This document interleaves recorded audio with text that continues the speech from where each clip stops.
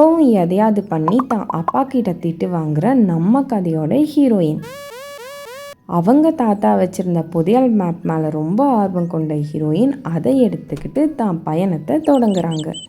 ரொம்ப நேரம் பயணம் கழித்து அவங்க அங்கே ஒரு கோல்டன் கதவை கண்டுபிடிக்கிறாங்க. அந்த கதவுக்கான சாவி அங்கே இருக்க பாறையில் இருக்கிறத தெரிஞ்சுக்கிட்ட நம்ம ஹீரோயின் அதை அழுத்த அங்கே வந்தது ஒரு கோல்டன் ட்ரிஃப்.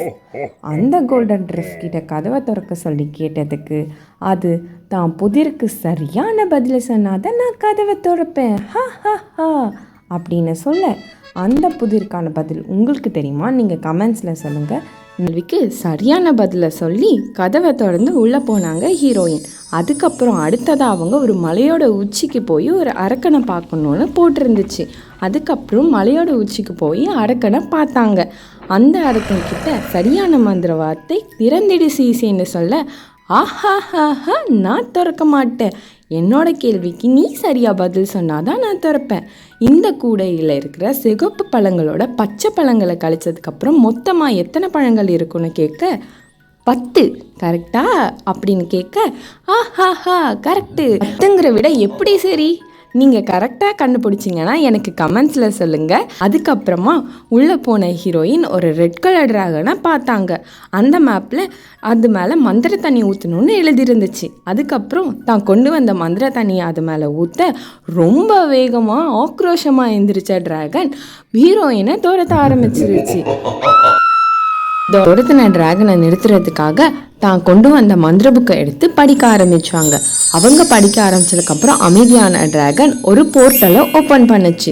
அதுக்கப்புறம் அவங்க தான் மேப்பை எடுத்து பார்த்ததும் அந்த போர்ட்டலுக்குள்ளே போகணும்னு போட்டிருந்துச்சு. ஹீரோயினும் ரொம்ப தைரியமாக அந்த போர்ட்டலுக்குள்ளே போனாங்க. அந்த போர்ட்டலுக்குள்ளே போன ஹீரோயின் ஒரு பாக்ஸோட வெளியில் வந்தாங்க. அந்த பாக்ஸை திறந்து பார்த்ததுக்கப்புறம் அதில் ரொம்ப ரொம்ப பிரகாசமான ஒளி வந்துச்சு. அந்த ஒளியிலிருந்து ஒரு பச்சை கலர் யானை போட்ட ஒரு கல் வெளியே வந்துச்சு. அது ரொம்ப பிரகாசமாக இருந்துச்சு.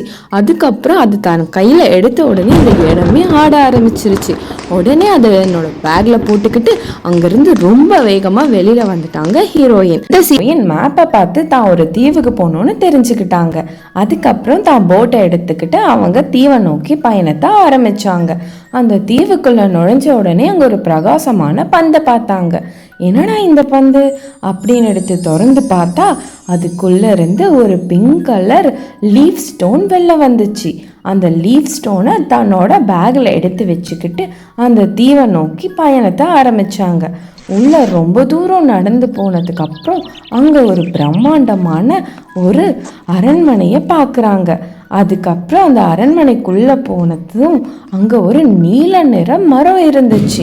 அதில் யானை வடிவத்தில் ஒரு ஹோலும் இருந்துச்சு. அவங்க வச்சிருந்த அந்த யானை வடிவ பொம்மை அதுக்குள்ளே வச்சதும் ஒரு கதவு ஓப்பன் ஆச்சு.